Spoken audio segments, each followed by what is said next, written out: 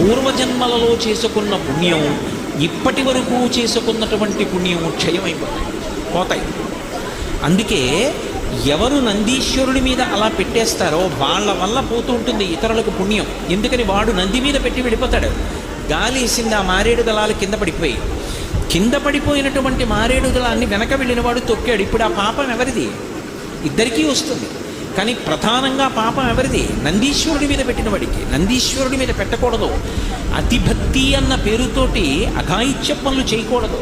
కొంతమంది తీసుకెళ్ళి శివాలయంలో ఓ అరటిపండు ఇచ్చారనుకోండి, ఓ ముక్క తీసి నందీశ్వరుడి యొక్క ఆ మూతికి రాసేసి వెళ్ళిపోతారు.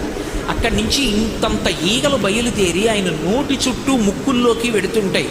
ఆయన నిరంతరము శివదర్శనం చేస్తుంటాడు. ఆయనకి అది ధ్యానభంగం కల్పిస్తుందా, కల్పించదా? ఒక ఆలయంలోకి వెళ్ళాము అంటే ఆలయం యొక్క మర్యాదని పాటించాలి.